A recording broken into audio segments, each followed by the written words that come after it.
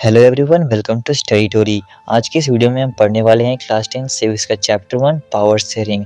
इस वीडियो को देखने के बाद आपको ये चैप्टर पूरी तरीके से समझ में आ जाएगा और इस वीडियो के ठीक बाद मोस्ट इंपॉर्टेंट क्वेश्चंस की भी एक वीडियो आ जाएगी, जिसके बाद आपको चैप्टर पूरी तरीके से क्लियर हो जाएगा। तो चलिए वीडियो को स्टार्ट करते हैं। बेल्जियम यूरोप की एक स्मॉल कंट्री है जो कि एरिया में हरियाणा से भी छोटी है। ये नीदरलैंड्स, जर्मनी, फ्रांस और लग्जमबर्ग के साथ अपने बॉर्डर्स को शेयर करता है और इसकी पॉपुलेशन लगभग 1 करोड़ है, जो कि हरियाणा के कंपैरिजन में एकदम आधी है। इस कंट्री की एथनिक कंपोजिशन भी बहुत कॉम्प्लेक्स है।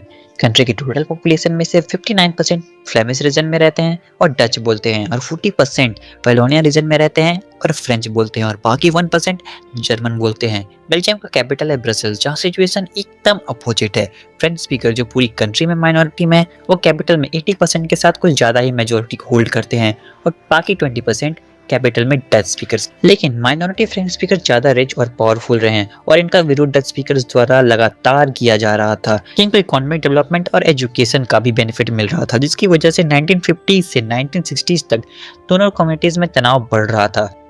अब अगर बात करें श्रीलंका की, तो ये कंट्री मेजरली 2 कम्युनिटीज़ में ही डिवाइड थी। सिन्हाला स्पीकर जो 74% के साथ कुछ ज़्यादा ही बड़ी मेजोरिटी को होल्ड करते थे, और तमिल स्पीकर जो 18% के साथ माइनॉरिटी में थे। तमिल स्पीकर्स डिवाइड थे 2 सब ग्रुप्स में, Indian Tamils and Sri Lankan Tamils. Sri Lanka के नेटिव जो तमिल बोलते थे वे श्रीलंकन तमिल्स थे, और जिनके फोरफादर्स प्लांटेशन के दौरान एज वर्कर इंडिया से आए थे वे इंडियन तमिल्स थे। अब आप अगर दोनों कंट्रीज की एथनिक कंपोजिशन को कंपैरिजन करोगे तो आपको पता चलेगा कि बेल्जियम में इतना ज़्यादा डिफरेंस नहीं है दोनों कम्युनिटीज़ के बीच, लेकिन श्रीलंका में बहुत ज़्यादा डिफरेंस है और यही कारण बना श्रीलंका में तबाही का। तो हमारा नेक्स्ट टॉपिक है मेजोरिटेरियन इन श्रीलंका। ये 1948 में श्रीलंका को इंडिपेंडेंस मिलती है और तभी से सिन्हाला स्पीकर्स पूरे पॉलिटिकल ऑर्डर पे अपना कब्जा करने लगते हैं और कुछ मेजोरिटेरियन मेजर्स भी अपनाए जाते हैं जिससे सिन्हाला की सुप्रीमेसी को एस्टैब्लिश किया जा सके। सबसे पहले 1956 में एक एक्ट पास किया जाता है, जिसके बाद से सिन्हाला को ओनली ऑफिशियल लैंग्वेज की रिकॉग्निशन मिलती है और तमिल को नज़रअंदाज किया जाता है। गवर्नमेंट भी ऐसी पॉलिसीज़ को फॉलो कर रही थी जो कि सिर्फ सिन्हाला एप्लीकेंट्स को ही फेवर कर रही थी जॉब अपॉर्चुनिटीज़ और यूनिवर्सिटीज़ पोजीशन के लिए। उसके बाद एक कॉन्स्टिट्यूशन बनाया जाता है जो कि बुद्धिज्म को ऑफिशियल रिलीजन की रिकॉग्निशन देता है और वो सिर्फ बुद्धिज्म को ही बढ़ावा दे रहा था। अब इन सब मेजर से पूरे श्रीलंकन तमिल्स के बीच एक एलिनेशन की फीलिंग फैल जाती है और उन्हें ऐसा लग रहा था कि कोई सिन्हाला लीडर्स उनके टुवर्ड सेंसिटिव नहीं है और उनकी राइट्स को भी डिनाई किया जा रहा है और उनके इंटरेस्ट को भी नज़रअंदाज किया जा रहा है। उसके बाद तमिल्स द्वारा पॉलिटिकल ऑर्गेनाइजेशंस बनाए जाते हैं और रीजनल ऑटोनॉमी और तमिल को ऑफिशियल लैंग्वेज रिकॉग्निशन की डिमांड भी रखी जाती है, पर उनके सारे डिमांड्स को डिनाई कर दिया जाता है, जिसकी वजह से 1980s तक ये डिमांड एक अलग तमिल एलन यानी स्टेट की मांग में बदल जाते हैं। दोनों कम्युनिटीज में कॉन्फ्लिक्ट बढ़ने लगता है और ये सिविल वॉर का रूप ले लेती है।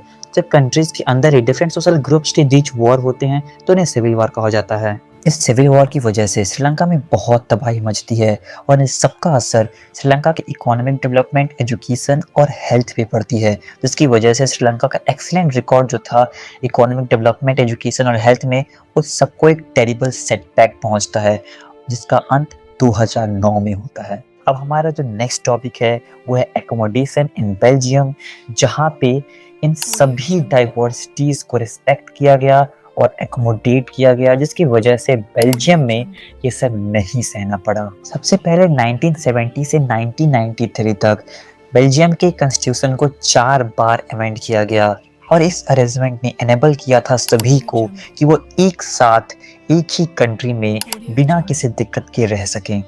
और अब हम पढ़ेंगे उसी बेल्जियम मॉडल के कुछ एलिमेंट्स के बारे में। बेल्जियम का कॉन्स्टिट्यूशन प्रिस्क्राइब करता था कि सेंट्रल गवर्नमेंट में डच और फ्रेंच स्पीकिंग मिनिस्टर्स की नंबर्स इक्वल होंगे, जिससे दोनों कम्युनिटीज़ में इक्वालिटी बनी रहे, और ये भी कहता था कि कोई भी सिंगल कम्युनिटी अकेले डिसीजंस नहीं बना सकती थी। अब बेल्जियम के सेंट्रल गवर्नमेंट की बहुत सारे पावर्स को इसके दोनों रीजन्स के स्टेट गवर्नमेंट को भी दिया गया था और ये भी इंश्योर किया गया था कि जो स्टेट गवर्नमेंट होगी वो सेंट्रल गवर्नमेंट के सबऑर्डिनेट नहीं रहेगी। बेल्जियम का कैपिटल था ब्रसेल्स, जिसके पास एक सेपरेट गवर्नमेंट थी और यहाँ पे भी दोनों कम्युनिटीज़ के पास इक्वल रिप्रेजेंटेशन थी। अब यहाँ पे फ्रेंच कम्युनिटी ने डच कम्युनिटी का इक्वल रिप्रेजेंटेशन के लिए इसलिए हाँ कहा क्योंकि सेंट्रल गवर्नमेंट ने भी फ्रेंच कम्युनिटी के लिए इक्वल रिप्रेजेंटेशन की रजामंदी दे दी थी। अब सेंट्रल गवर्नमेंट और स्टेट गवर्नमेंट को छोड़कर बेल्जियम में एक थर्ड टाइप ऑफ गवर्नमेंट भी थी, जो कि थी कम्युनिटी गवर्नमेंट। इसको इलेक्ट किया जाता था उन पीपल्स द्वारा जो कि सिर्फ एक ही लैंग्वेज कम्युनिटी से बिलोंग करते थे, चाहे वो डच हो, फ्रेंच हो या फिर जर्मन स्पीकिंग हो, और इनके पास cultural, educational and language related issues के रिगार्डिंग पावर्स होती थी। अब बेल्जियम का मॉडल बहुत ही ज़्यादा कॉम्प्लिकेटेड है। ये इतना ज़्यादा कॉम्प्लिकेटेड है कि कभी कभी वहाँ के सिटीजन्स को भी ये कंफ्यूज कर देता है, लेकिन ये बहुत ही अच्छा वे है जिससे कोई भी कंट्री अपने सोशल डाइवर्सिटीज को एकोमोडेट कर सकती है बिना किसी कॉन्फ्लिक्ट के, जैसा कि श्रीलंका में हुआ था। और इसीलिए जब सभी यूरोप की कंट्रीज एक साथ मिलती हैं और यूरोपियन यूनियन बनाती हैं तो ब्रसेल्स का वहाँ का हेड क्वार्टर चुना जाता है। अब बेल्जियम और श्रीलंका के केस को पढ़कर आप सभी को पता चल गया होगा कि श्रीलंका में तबाही इसलिए मची थी क्योंकि वहाँ सही तरीके से पावर को शेयर नहीं किया गया था, लेकिन बेल्जियम में ये सब नहीं हुआ था क्योंकि वहाँ पे बहुत अच्छे तरीके से पावर शेयर किया गया था। और इन सभी से थोड़ी बहुत तो समझ हो ही गई होगी कि पावर शेयरिंग डिज़ायरेबल क्यों है। हमारा नेक्स्ट टॉपिक है why power sharing is desirable. अब पावर शेयरिंग डिज़ायरेबल क्यों है, इसके फेवर में हमारे पास दो डिफरेंट सेट्स ऑफ रीजंस हैं, prudential reason and moral reason. सबसे पहले हम पढ़ेंगे प्रूडेंशियल रीजन के बारे में। तो प्रूडेंशियल रीजन में जो सबसे पहला रीजन है वो ये कहता है कि पावर शेयरिंग डिज़ायरेबल इसलिए है क्योंकि वो डिफरेंट सोशल ग्रुप्स के बीच की पॉसिबिलिटी ऑफ कन्फ्लिक्ट को रिड्यूस कर देता है। अब क्योंकि ये सोशल कन्फ्लिक्ट हमेशा वायलेंस की तरफ ही ले जाती हैं तो ये पॉलिटिकल इंस्टेबिलिटी को भी लीड करती हैं। इसलिए पावर शेयरिंग एक अच्छा मेथड है कि आप पॉलिटिकल ऑर्डर में भी स्टेबिलिटी बनाए रखें। और पावर शेयरिंग माइनॉरिटीज़ को मेजॉरिटी के टायरेनी से भी बचाती है। अब हमारा जो सेकेंड रीज़न है वो है मोरल रीज़न, जो कि ज़्यादा डीपर रीज़न है। अब पावर शेयरिंग इसलिए डिज़ायरेबल है क्योंकि ये डेमोक्रेसी का एक बहुत ही बड़ा हिस्सा है। एक डेमोक्रेटिक रूल में हमेशा पावर शेयरिंग इन्वॉल्व होता है और उसके साथ होता है जो कि उसके एक्सरसाइज से अफेक्ट होते हैं। अब हमारा जो लास्ट टॉपिक है वो है फॉर्म्स ऑफ पावर शेयरिंग, जहाँ पे हम कुछ मॉडर्न डेमोक्रेसीज की पावर शेयरिंग अरेंजमेंट्स के बारे में पढ़ेंगे। सबसे पहले जो पावर है गवर्नमेंट के डिफरेंट ऑर्गन्स में शेयर किया जा सकता है, वो होते हैं लेजिस्लेटिव, एग्जीक्यूटिव एंड जुडिशरी। इसे हम horizontal form of power sharing भी कहते हैं। ये सभी ऑर्गन्स एक ही लेवल पे प्लेस होती हैं और डिफरेंट पावर्स को एक्सरसाइज करती हैं। ऐसी सेपरेशन ये भी इंश्योर करती है कि कोई भी एक ऑर्गन अनलिमिटेड पावर को एक्सरसाइज नहीं करे, और ये सभी organs check and balance system को भी मेंटेन करती हैं। सेकेंड, पावर को गवर्नमेंट के डिफरेंट लेवल्स में भी शेयर किया जा सकता है। फर्स्ट होगी गवर्नमेंट जो पूरी इंटायर कंट्री के लिए होगी, जिसे या तो हम यूनियन गवर्नमेंट कहते हैं और इंडिया में हम इसे सेंट्रल गवर्नमेंट कहते हैं। एंड सेकेंड होगी किसी भी एक प्रोविंस, रीजन या स्टेट की गवर्नमेंट, जिसे या तो स्टेट गवर्नमेंट कहा जाता है या फिर रीजन गवर्नमेंट कहा जाता है या फिर प्रोविंस गवर्नमेंट कहा जाता है। अब इंडिया में इसका एक्सटेंशन थर्ड लेवल पे भी है जो कि लोकल गवर्नमेंट है, जिसमें म्यूनसिपैलिटी और पंचायती राज आता है। थर्ड, पावर को शेयर किया जा सकता है डिफरेंट सोशल ग्रुप्स के बीच, जैसे रिलीजियस और लिंग्विस्टिक ग्रुप्स के बीच।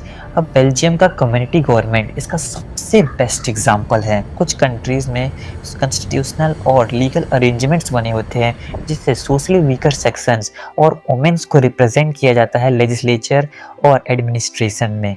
और ये मेथड माइनॉरिटी कम्युनिटीज़ को भी एक फेयर शेयर देती है पावर में। फोर्थ एंड लास्ट हमारा पावर शेयरिंग अरेंजमेंट है कि पावर को शेयर किया जा सकता है political parties, pressure groups and movements के बीच। डेमोक्रेसीज में हर एक सिटीजन्स के पास ये फ्रीडम होता है कि वो अपने किसी भी रिप्रेजेंटेटिव को एकदम इंडिपेंडेंटली चूज करे। अब क्योंकि कोई एक कैंडिडेट कोई भी एक बड़े पैमाने पे कोई भी कार्य नहीं कर सकता, इसलिए वो बहुत सारे कैंडिडेट एक साथ आते हैं और वो पॉलिटिकल पार्टी बनाते हैं। और जब वो पॉलिटिकल पार्टी किसी भी इलेक्शन को जीतती है तो वही एक गवर्नमेंट फॉर्म करती है। और जब कोई एक पॉलिटिकल पार्टी नहीं जीत पाती है तो डिफरेंट पॉलिटिकल पार्टीज एक साथ आती हैं और अलायंस बनाती हैं। और जब वो अलायंस जीतती है तो वो एक कोलिजन गवर्नमेंट बनाते हैं और फिर वो पावर को शेयर करते हैं। फार्मर्स, ट्रेडर्स, बिजनेसमैन जब एक साथ आते हैं तो वो प्रेशर ग्रुप्स बनाते हैं। वो या तो गवर्नमेंटल कमिटीज़ में पार्टिसिपेशन के थ्रू पावर शेयरिंग में हिस्सा लेते हैं, या तो डिसीजन मेकिंग प्रोसेस में इन्फ्लुएंस लाके पावर शेयरिंग में हिस्सा लेते हैं। इस टॉपिक के साथ ये चैप्टर यहीं समाप्त होता है। बस आप सभी को अपनी एनसीईआरटी की बुक को एक बार इत्मीनान से पढ़ना है और 2 दिन का इंतज़ार करना है, जब हम इस वीडियो के ठीक 2 दिन बाद मोस्ट इम्पॉर्टेंट क्वेश्चंस की एक वीडियो डालेंगे इस चैप्टर से। और आप सभी को तब ये चैप्टर पूरी तरीके से क्लियर हो जाएगा और एक तरह से आप सभी का टेस्ट भी हो जाएगा। तो इस वीडियो को यहीं समाप्त करते हैं। Thanks for watching.